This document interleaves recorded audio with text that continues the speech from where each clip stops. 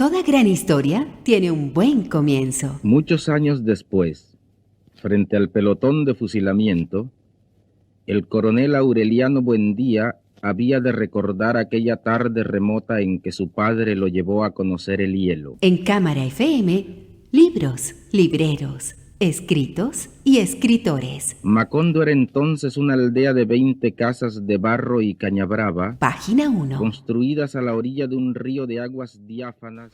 Hoy en Página 1 tenemos un invitado que, pues, dadas las coincidencias de su paso por Medellín, pudimos encontrarnos y conocer un poco más de las lecturas de Darío Jaramillo Agudelo, que pues todos quienes han leído sus poemas recordarán que pues, fue subgerente de Cultura del Banco de la República durante muchísimos años.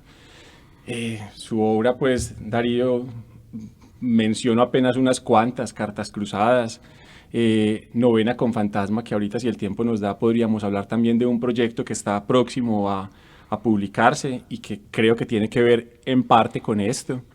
La muerte de Alec, Memorias de un hombre feliz, y yo ya no sé cuántos poemarios, me gusta esa palabra, poemarios, Darío. Sería poedarios. Poedarios. Poedarios, por no hablar de tu faceta también de DJ en la pandemia, que creo que tu nombre entonces da para un montón de cosas. Bueno, creo que ya todos saben entonces a quién tenemos hoy en Página 1. Página 1, Darío Jaramillo, bienvenido a este espacio donde hablamos de libros y conocemos un poco más esas lecturas que hay detrás de cada uno de quienes escriben, leen o están en este universo. Muchas gracias por la invitación y soy todo orejas. Todo orejas. Darío, yo voy a empezar con una anécdota que me contó Alberto Aguirre hace creo que más de 20 años, cuando tuve la oportunidad de conversar con él sobre las librerías en Medellín, y me contó que un niño de creo que unos 9, 10 años tal vez, solía ir a esa librería. Su mamá lo dejaba ya cual guardería era, y ella se iba a hacer vueltas. Y un día ese niño de 9 o 10 años estaba hojeando libros y encontró uno muy bonito de pasta roja, y Alberto estaba ahí atrás viendo a ese niño embelesado con ese libro de lomo rojo, y le pareció tan bonita esa afinidad que tenía con ese libro que Alberto Aguirre se acercó a ese niño, que era Darío Jaramillo Agudelo, de 8, 9, 10 años de edad, y le regaló ese libro. Y al rato, pues, llegó tu mamá. Llegó tu mamá con el libro y con el niño de 9 o 10 años y le dijo: Alberto, es que vea, este libro llegó a la casa, pues es un libro lujoso porque ese libro de las obras completas de León de Grave tenía un papel especial, y pues obviamente yo no quiero imaginarme que de repente Darío lo cogió sin darse cuenta. Y Alberto dijo: no, lo vi tan embelesado con ese libro que yo se lo regalé. ¿Y por qué? Porque sí, porque me dio la gana, porque es mío, y el libro es de quien de alguna manera se enamora de él. Y así, pues yo no sé si surgiría o nacería el amor tuyo por la poesía, pero inicio un poco con esta anécdota tan bonita, para que nos contes un poco más de esa experiencia, tal vez, si la tenés presente, o si León de Grave fue tu primer autor. Bueno, a mí me dejaban en la librería sobre todo porque yo podía sacar libros de ahí, tenía autorización de mi papá y mi mamá para antojarme de libros, obviamente con las limitaciones más o menos obvias, pero tenía ese permiso. Y ahí hay una cosa que tal vez no te contó explícitamente Alberto, pero ese libro fue editado por Aguirre. Y es tal vez la primera vez que se publican las obras completas de Grave. Yo era un poquitico mayor, si hago cuentas tenía 13 o 14 años pensando en la edición del libro, pero todo lo que has contado es cierto. Y yo me puse a leer ese libro con verdadera pasión y sin entender un carajo, por supuesto. Había poemas que entendía, pero en definitiva, pues León de Grave no es propiamente una lectura para niños. Y sin embargo me parecía tan grato que alguien inventara palabras, que inventara maneras de decir, que yo empecé a escribir textos inventando palabras, tratando de parecerme a León de Grave, sin parecerme en nada, pero me sirvió como de desfogue para para escribir. No fue el primer poema que yo leí o el primer poeta, porque en mi casa se repetían mucho, sobre todo sonetos de la época de oro, de la lengua, de Garcilaso, de Santa Teresa. Mi padre adoraba a Lope de Vega y yo oía mucho repetir esos poemas y a veces me ponía a leerlos. Y también, pues, como casi todos los niños colombianos, había leído ya los cuentos pintados de Pombo y ese tipo de cosas. Pero en definitiva sí fue muy importante para mí. Ese libro todavía, ese mismo ejemplar, todavía lo conservo. Y mi vínculo con De Graeff no ha parado. Yo hace pocos años preparé una antología de De Graeff, leyéndome toda la obra de De Graeff, cosa que no es poca cosa, son alrededor de 2000 poemas. De verdad que sí tengo un recuerdo muy grato de ese regalo que me dio Alberto y de ese libro. Hagamos ahí un paralelo tal vez, Darío, y es, listo, cuando lees León de Graeff empezás a hacer un poco esa imitación natural, inventarte palabras, y yo no sé si hay un primer origen de ese deseo tuyo por escribir, ¿cierto? No sé si esa exploración o ese... Sí. Se da también a través de eso. Sí. Es decir, los primeros intentos son inventar palabras, porque yo siempre, desde antes de que conocí el lenguaje, me encantaron los trabalenguas, los juegos de palabras, y sigo con esa pasión, cambiar las palabras, hasta el punto que acumulé tantas palabras inventadas que edité alguna vez un diccionario de palabras inventadas.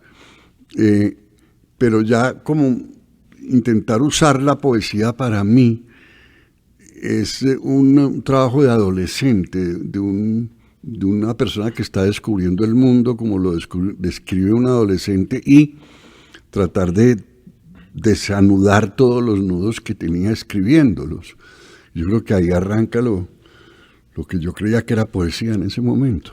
Y esos poemas que empezás a escribir, Darío, están causados ¿por qué? Por el amor, por el descubrimiento también de ese adolescente, por resolver algunas preguntas.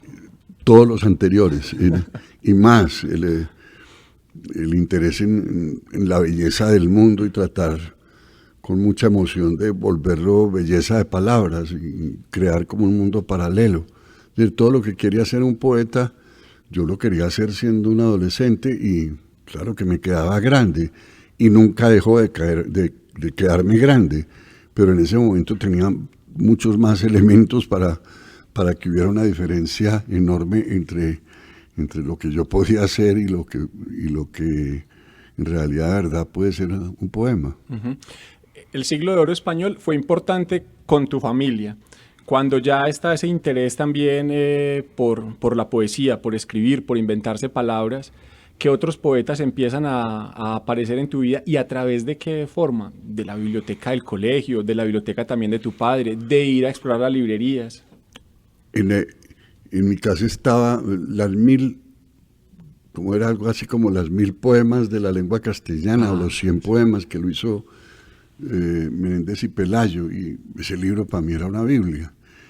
Y luego ya, yo creo que el poeta más definitivo que yo, para mi visión de la poesía, fue Nicanor Parra, y el descubrimiento fue algo posterior. Yo ya tenía 18 y 19 años y estaba en la universidad.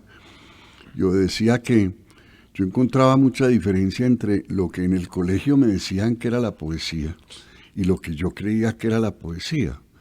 Y me rebelaba, sin mucha razón, pero con mucha rabia, contra esos poemas solemnes y esas declamaciones muy formales, muy estiradas, muy de corbata. A mí me parecía absolutamente detestable ese universo del poeta inspirado y de los lenguajes rimbombantes y de la solemnidad del declamador. Todo eso me parecía un horror, pero yo no tenía ninguna razón ni ningún argumento. Era simplemente el instinto de encontrar eso perfectamente artificioso, inútil, estúpido finalmente. Era lo que creía. Hoy me sigue pareciendo eso, pero mi juicio obviamente es mucho más moderado. Y cuando descubrí un libro de Parra que se llama Poemas y Antipoemas, para mí fue descubrir un continente y ver que podía escribir de otra manera y que los poemas podían ser mucho más directos y que el desafío no era encontrar palabras raras o usar palabras entre comillas poéticas, sino usar el lenguaje más ordinario posible para encontrar los visos más extraordinarios de esas palabras ordinarias. Y te preguntaste en ese universo también de palabras que has empezado a definir, como lo mencionabas ahora, Darío, la definición de poeta. No. Lo que sí sabía es que cuando yo ya estaba en la Facultad de Derecho, y si yo cuento que escribo poemas me voy a desacreditar como abogado. Y evidentemente me desacredité como abogado, pero un poco después yo no pensaba nunca en publicar. Para mí, llegar a ser escritor que publica cosas no era mi idea en la vida. Ocurrió que estando en la universidad conocí otros poetas, entre ellos uno de los poetas que además de poeta era un gran editor, que es Juan Gustavo Cobe. Fue Juan Gustavo el que publicó Poemas Vivos. No fue el primero que publicó, porque esa es otra historia, pero sí el que me enfrentó a que se me leyera como poeta fue Juan Gustavo, sin duda. Antes de hacer el salto a esa primera publicación en la universidad, ¿qué te gustaba leer, Darío? ¿Qué solías leer en esa facultad de Derecho Economía, que fue lo que estudiaste? En ese momento estábamos saliendo del boom y de la moda de los escritores existencialistas, que además tenían el sexapil de ser prohibidos en el colegio donde yo estudié, entonces eso los hacía muchísimo más atractivos. Y estábamos entrando en el boom de la literatura latinoamericana. Digamos que si hay un punto de inicio concreto del boom de la literatura latinoamericana, ese es el premio Biblioteca Breve a la ciudad de los perros. Claro, de Mario Vargas Eso Llosa. ocurre en el momento en que yo tenía 15 años. El libro se demoró en llegar a Medellín, pero apenas llegó me llamó Aguirre o me llamó ahorita a decirme ya llegó el libro que se está pidiendo. Y tenía verdadera pasión por esos escritores, muy principalmente por Borges y por Cortázar, y eran los que más me fascinaban. Y luego una pasión grande que no se me ha extinguido y que empezó en esa época por la novela clásica. El otro día yo decía que si yo tuviera alguna aspiración como escritor, esas aspiraciones que quiero ser novelista del siglo XIX. Y la afición por leer esos escritores no se me ha agotado. Y los he leído a todos y he releído a todos porque tengo la mejor cualidad para ser lector, y es que se me olvida todo lo que leo. Entonces, me acuerdo que esto me gustó, pero no me acuerdo qué hay adentro. Entonces, lo puedo agarrar tranquilo. Eso me está pasando en este mismo momento, que encontré en mi biblioteca de Medellín un libro sobre la familia Borgia, escrito por Apollinaire, con subrayados míos, y no me acordaba de eso.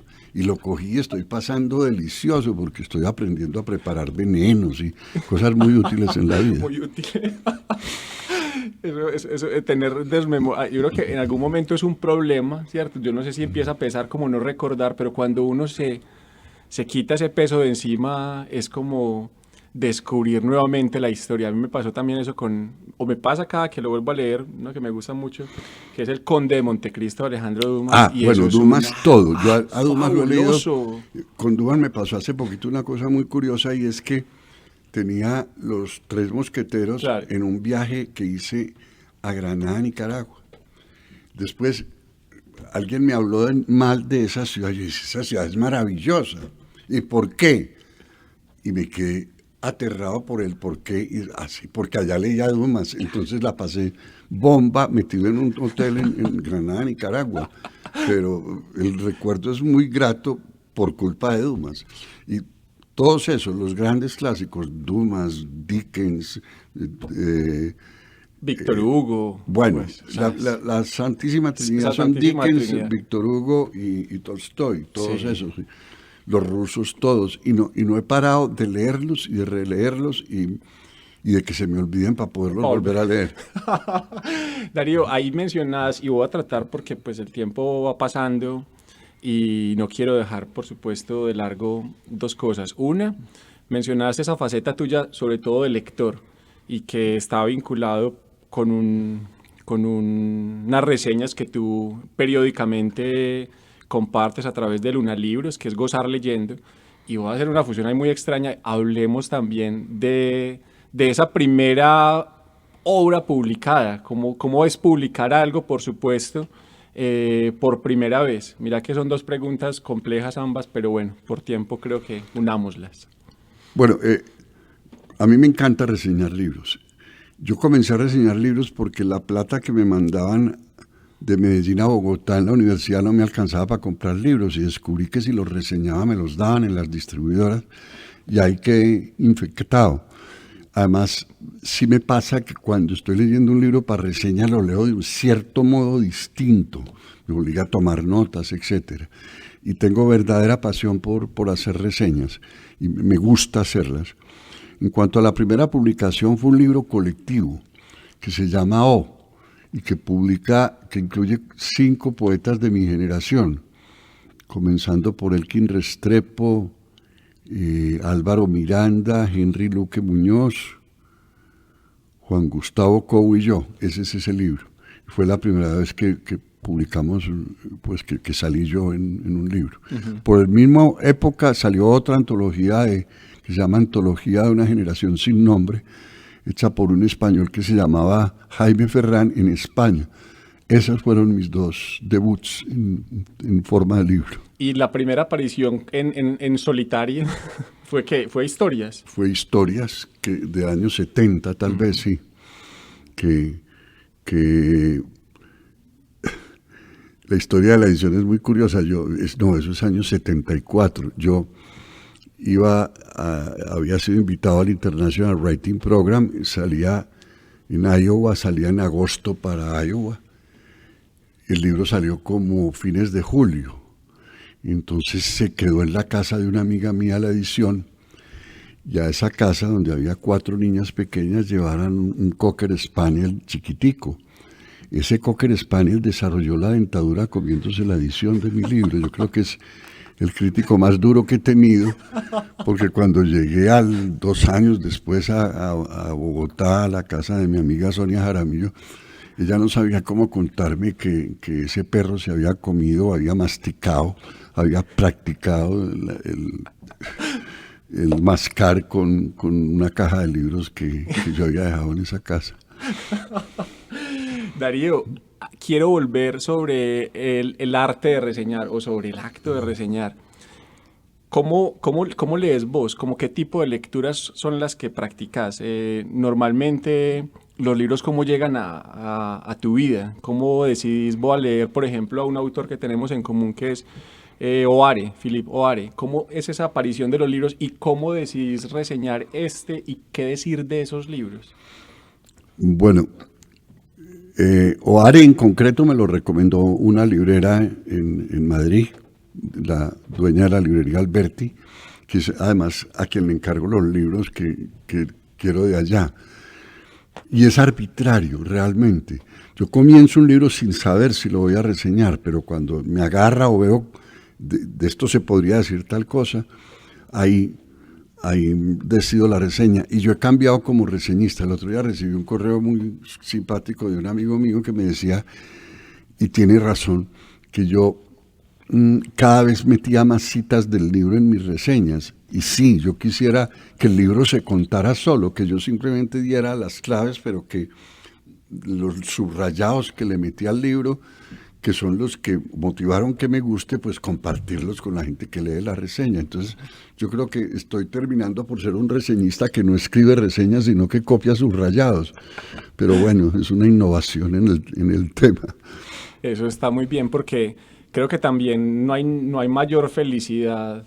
Cuando uno lee y se siente feliz, es bonito compartirlo con otros. Y yo creo que eso es un acto que también tiene que ver hasta con lo que hablábamos ahora de Aguirre, ¿cierto? Como que tú intuyes algo y al intuirlo y al verlo y al ver la felicidad que sintió uno, pues uno quiere que los otros también sean felices leyendo eso que lo hizo a uno feliz. Sí, y yo creo que es la mejor manera de crear el deseo por el libro. Lo otro, que sí lo tengo muy claro, no lo tenía en principio claro, pero hace muchos años que sí, es que no reseño libros que no me gusten, solo reseño libros que me gusten. Es decir, yo no soy un crítico, sino un recetador de libros.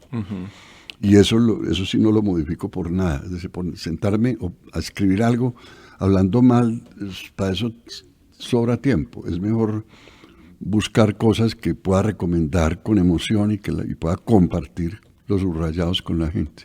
Bueno, Darío Jaramillo Agudelo, que es nuestro invitado hoy en Página 1, durante la pandemia, y por eso lo mencionaba al principio cuando lo estaba presentando, tuvo una faceta de DJ, ¿cierto? Y ahorita pues en esa faceta también y de DJ y de groupie, pues para entrar en el lenguaje, hablemos muy brevemente de ese recomendador de canciones. Y como en la línea pues obviamente musical, ahora te pediría que leyeras uno de esos poemas que estoy seguro siempre el público aclama que leas. Que es el poema 13.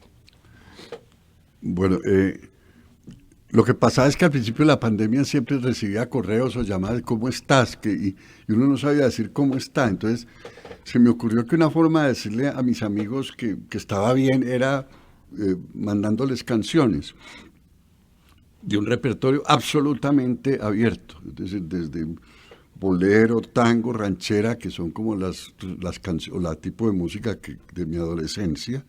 Luego rock, porque también me infectó el rock muy temprano en la vida, y de música clásica y de jazz y de todo. Tal vez lo único que no incluía era vallenatos. Y algún día me preguntaron por qué, y yo lo contesté con una pregunta: ¿cuál es la diferencia entre el acordeón y el bandoneón? Y la respuesta es: el bandoneón es un instrumento musical. Esa es la diferencia. Entonces, con esa sola excepción, siempre mandaba mis serenatas semanales eran.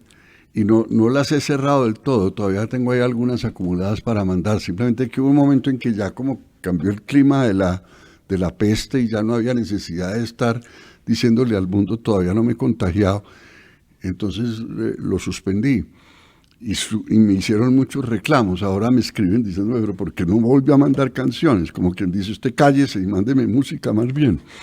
Así lo interpreto yo.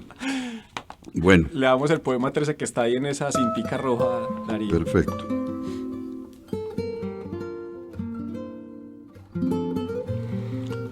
Poemas de amor 13. Primero está la soledad, en las entrañas y en el centro del alma. Esta es la esencia, el dato básico, la única certeza, que solamente tu respiración te acompaña, que siempre bailarás con tu sombra, que esa tiniebla eres tú. Tu corazón, ese fruto perplejo, no tiene que agriarse con tu sino solitario. Déjalo esperar sin esperanza, que el amor es un regalo que algún día llega por sí solo. Pero primero está la soledad, y tú estás solo con tu pecado original, contigo mismo. ¿Acaso una noche a las 9 aparece el amor y todo estalla y algo se ilumina dentro de ti y te vuelves otro, menos amargo, más dichoso? Pero no olvides, especialmente entonces, cuando llegue el amor y te calcine, que primero y siempre está tu soledad y luego nada, y después, si ha de llegar, está el amor. Darío Jaramillo Agudelo, pues qué gusto conversar siempre con vos. Gracias por estar en Página 1 compartiendo algunas de tus lecturas, por leer en voz alta ese poema que para mí es como una Página 1, me gusta mucho. Y pues hasta otro próximo encuentro u otro café. Bueno, vuelvo cuando pases la página y hacemos Página 2. Muchas gracias.